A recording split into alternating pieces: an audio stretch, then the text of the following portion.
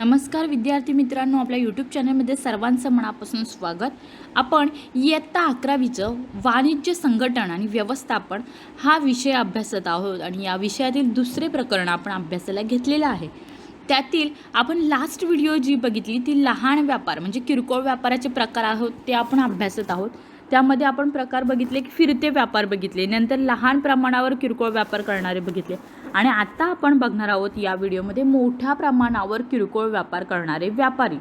Okay, आता त्यामध्ये काय आहे तर त्याच्यात सुद्धा प्रकार आहेत. मग पहिलं बघा, आता इथे तुम्हाला दिसेल, पहिल्यांदा आपल्याला हे माहीत पाहिजे की मोठ्या प्रमाणावर किरकोळ व्यापार करणारे व्यापारी नक्की कोण, तर ते बघूयात.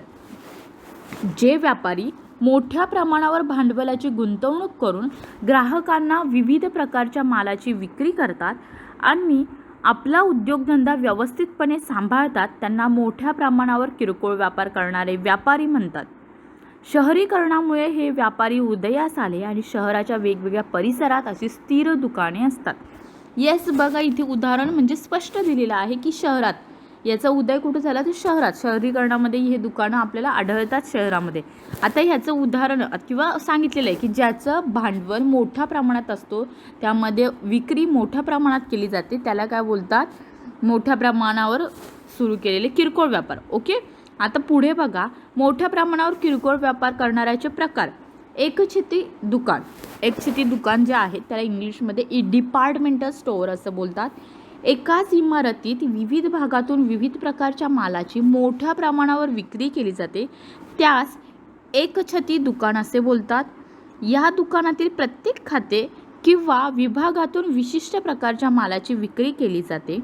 दुकानातील प्रत्येक खाते विभाग यांचे नियोजन व व्यवस्थापन एकच व्यवस्थापक करतो.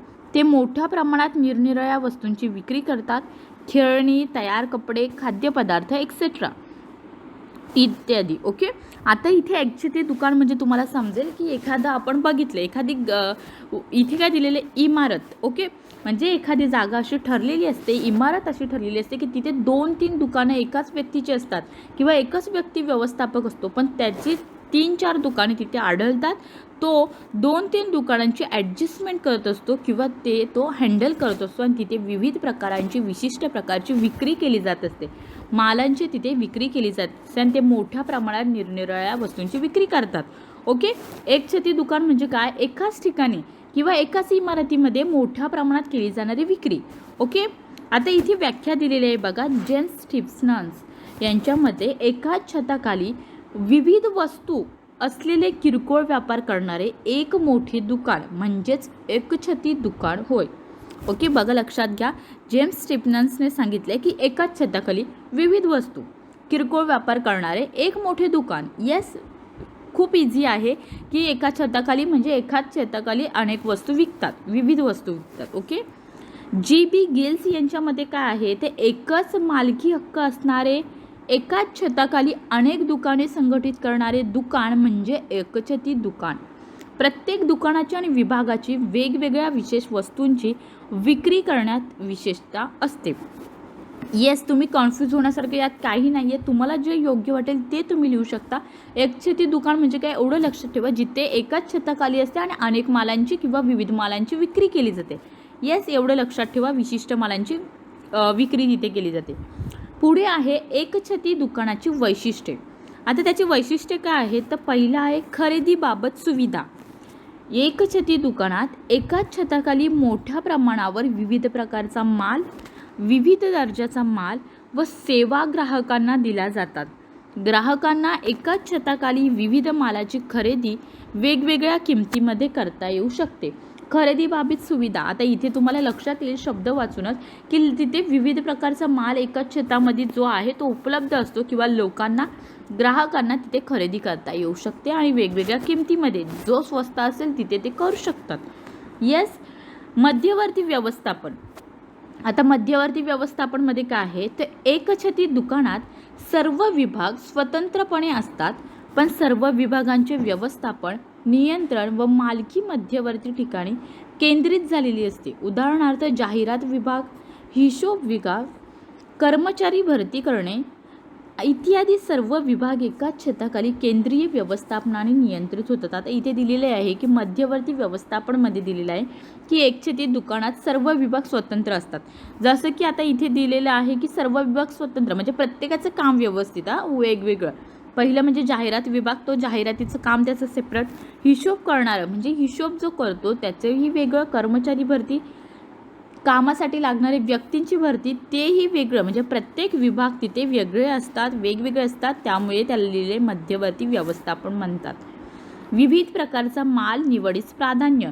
एकछेती दुकानात विविध मानांकनांच्या, नक्षींच्या आणि रंगांच्या अनेक प्रकारच्या वस्तू ग्राहकांना पुरविल्या जातात.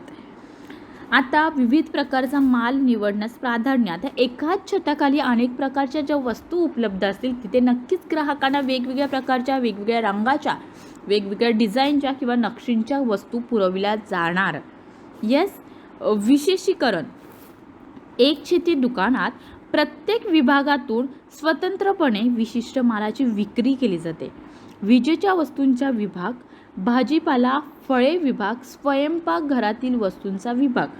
आता विशेषीकरण म्हणजे काय सांगितलं आहे, ते एकछेतीत जे दुकान असतं त्याच्यामध्ये अनेक विशिष्ट प्रकारची जी आहे ती विक्री केली जाते आणि ती स्वतंत्रपणे. म्हणजेच विजेच्या वस्तूंचा विभाग. आता एखादा जिथे भाग असेल, एखादं दुकान असलं तर एक छतामध्ये असेल, मग जो एक भाग असेल तो फक्त तिथे विजेच्याच वस्तू मिळणार. दुसरा भाग असेल तिथे फक्त भाजीपाला मिळणार. तिसरा भाग असेल तिथे फक्त स्वयंपाकघरातल्या वस्तूच मिळणार. अशा प्रकारे त्याचं विशेषीकरण असतं. मध्यवर्ती ठिकाण. एकछेती दुकान हे शहराच्या मध्यवर्ती ठिकाण स्थापन झालेले असते. ग्राहक सहजपणे येऊ शकतात व त्यांच्या गरजेनुसार वस्तूंची खरेदी करू शकतात. अशा मध्यवर्ती ठिकाणी या दुकानाची स्थापना झालेली असते. आता हे एकछेती दुकान आहे ते लोकांच्या नजरेस पडेल अशा ठिकाणी असते आणि ग्राहक जिथे सहजपणे येऊ शकतात अशा ठिकाणी याची स्थापना केली जाते. प्रचंड भांडवल. एकछेती दुकानासाठी मोठ्या प्रमाणावरील भांडवल गुंतवणुकीची आवश्यकता असते. इमारत, कर्मचाऱ्यांचे पगार, विविध प्रकारच्या मालाचा साठा, जाहिरात इत्यादी भांडवलाची आवश्यकता असते. आता एका छताखाली दुकान ओपन करणं पण विविध वस्तूंची विक्री करणं हे काही सोपं नाही आहे. त्यामुळे तिथे मोठ्या प्रमाणावर भांडवलाची गुंतवणूक करणं खूप महत्त्वाचं आहे. इमारत, कर्मचाऱ्यांचे प्रकार आणि विविध मालाचा साठा या सर्वांच्या भांडवलाची आवश्यकता तिथे असते. ओके. पुढे आहे उधारीची सुविधा नाही. एकछेती दुकानात रोखीनेच मालाची विक्री केली जाते. तिथे क्रेडिट कार्ड स्वीकारतात परंतु उधारी स्वीकारत नाही किंवा उधारीची सुविधा तिथे उपलब्ध नाही. ओके, हे तुम्हाला समजलं असेल की उधारीची सुविधा उपलब्ध नाही थोडक्यात. आता इथे बघा, आपण एकछेती दुकानाची वैशिष्ट्य बघितली. पहिलं बघितलं. आता एकछेती दुकान कशामध्ये तेवढं पहिल्यांदा बघूयात. मोठ्या दुकानांच्या मध्ये येतं ते मोठ्या प्रमाणात किरकोळ व्यापारी. ओके, पहिलं आहे त्यातलं एकछेती दुकान. त्याची वैशिष्ट्य आहेत. खरेदीबाबत सुविधा पहिला, नंतर मध्यवर्ती व्यवस्थापन, तिसरं आहे विविध प्रकारचा माल निवडण्यास प्राधान्य, विशेषीकरण, नंतर मध्यवर्ती ठिकाण, प्रचंड भांडवल आणि सातवा आहे उधारीची सुविधा नाही. असं आपण एकछेती दुकानाची वैशिष्ट्य बघितली. पुढे आहे सुपर बाजार किंवा त्याला सुपर मार्केट असं बोलतात. आता सुपर बाजार म्हणजे काय? आता हा शब्द तर तुम्ही नक्कीच ऐकत असाल. सर्वांना, लहानपासून मोठ्या मुलांना देखील हा शब्द माहीत असतो. सर्वांच्या नजरेत आजकाल हा येतच असतात. जिथे जिथे शहरात हे विविध प्रकारे किंवा विविध ठिकाणी हे सुपर मार्केट आपल्याला दिसतात. पण आपण थोडक्यात अभ्यासूया. सुपर बाजार म्हणजे मोठ्या प्रमाणावर किरकोळ व्यापार करणारी संस्था. या दुकानात विविध प्रकारच्या मालाची विक्री, जसे अन्नधान्याच्या वस्तू आणि जीवनावश्यक किराणा जिन्नस, स्वयंसेवा या तत्वावर विकल्या जातात. सुपर बाजारात वस्तू खुल्या मांडणीवर ठेवलेल्या असतात. ग्राहक आपल्या आवडीनुसार वस्तू घेतात. त्या वस्तूंना एखाद्या ट्रॉलीत ठेवून त्या दाराजवळ घेऊन जातात, जेथे एक काउंटरला एक क्लार्क निवडलेल्या वस्तूंचे बिल बनवतो आणि ग्राहक बिल भरून वस्तू ताब्यात घेतो. आता ह्या गोष्टी आपल्याला सांगायची गरज नाही. आपल्यापैकी बऱ्याच जणांना सुपर बाजार किंवा डीमार्ट ही गोष्ट बऱ्याच जणांना माहिती असेल. डीमार्ट जागोजागी आता उभे झालेले सुपर मार्केट आहेत आणि ही स्थिती आपण अनुभवत आहोत की वस्तू अशा खुल्या पसरवून ठेवलेल्या असतात. आपण स्वतः कस्टमर जाऊन ती वस्तू निवडून घेतो, ट्रॉलीमध्ये ठेवतो किंवा एखाद्या बॅग असते त्यांची त्याच्यामध्ये ठेवतो आणि आपण एखाद्या काउंटरला जाऊन त्या बिल बनवण्यासाठी त्याचा वापर करत असतो. ओके. आता व्याख्या इथे दिलेली आहे बघा, की ग्राहकांना लागणाऱ्या वेगवेगळ्या प्रकारच्या विशिष्ट वस्तू, अन्न आणि घरगुती लागणाऱ्या लहान लहान वस्तूंची मोठ्या प्रमाणावर विक्री करणारे दुकान. म्हणजेच थोडक्यात झालं सांगायचं तर ग्राहकांना लागणाऱ्या सर्व विशिष्ट वस्तू आणि सर्व आवश्यक वस्तू जसं अन्न आणि घरगुती लागणाऱ्या वस्तू यांचीसुद्धा इथे विक्री केली जाते. आणि काय ते तर बिग बाजार, डीमार्ट, रिलायन्स फ्रेश मार्ट वगैरे हे इथे उदाहरण दिलेले आहे, ते आपल्याला माहिती आहे. ओके. पुढे बघूया सुपर बाजाराची वैशिष्ट्ये. पहिलं आहे ठिकाण. सर्वसाधारणपणे सुपर बाजाराची स्थापना व सुरुवात शहराच्या मध्यवर्ती ठिकाणी जेथे लोकांचे लक्ष केंद्रित होईल अशा ठिकाणी असते. आता सुपर बाजार तुम्हाला माहिती असेल मध्यवर्ती ठिकाणी म्हणजे इथे चौक किंवा हायवेला मध्ये असतं, जे दोन हायवेला लोकांना जेणेकरून दिसेल अशा ठिकाणी या बाजाराची स्थापना केलेली असते. मालाचा प्रकार. सुपर बाजारात ग्राहकांच्या आवश्यक अशा वस्तूंची विक्री केली जाते. उदाहरणार्थ अन्नधान्य, बंद डब्यातील अन्न, बेकरी उत्पादन, किराणा माल, स्टेशनरी इत्यादी. कधी कधी ज्या वस्तू किरकोळ व्यापाराकडे उपलब्ध नसतात त्या या सुपर बाजारात मिळतात. ओके. मालाचा प्रकार म्हणजे इथे सर्व प्रकारच्या वस्तूंची विक्री केली जाते जे आपल्याला आवश्यक आहेत. स्वयंसेवा. सुपर बाजार हे स्वयंसेवा पद्धतीने चालवले जाते. दुकानात विक्रेत्यांची नेमणूक नसते. ग्राहक वस्तूंवर छापलेल्या माहितीनुसार वस्तूंची निवड करत असतात. म्हणजेच आपण स्वयंसेवामध्ये आपण बघितलं की सुपर बाजार हे स्वयंसेवा पद्धतीने चालवले जातात. दुकानात विक्रेत्यांची नेमणूक नसते आणि ग्राहक वस्तूंवर छापलेल्या माहितीनुसार वस्तूंची निवड करतात. जसं की आपण सुपर बाजारात जर गेलो तर तिथे वस्तू लावलेल्या असतात, त्यांच्यावर किंमत देखील लावलेली असते आणि त्या किमतीनुसार किंवा त्याच्या एक्सपायरी डेट वगैरे यानुसारच आपण वस्तू खरेदी करत असतो किंवा निवड वस्तूंची करत असतो. वाजवी किंमत. सुपर बाजारात मोठ्या प्रमाणावर सवलतीच्या दरात मालाची खरेदी केली जाते आणि ग्राहकांना वाजवी दरात मालाची विक्री केली जाते. आता सुपर बाजारात किंवा या डीमार्टसारख्या गोष्टींमध्ये ऑफर माणसांना दिल्या जातात. ग्राहकांसाठी ऑफर तिथे असतात किंवा सूट लावलेली असते, ती इथे वाजवी किंमत म्हणून उल्लेख केलेला आहे. भांडवल. सुपर बाजारात मोठ्या प्रमाणावर भांडवलाची आवश्यकता भासते.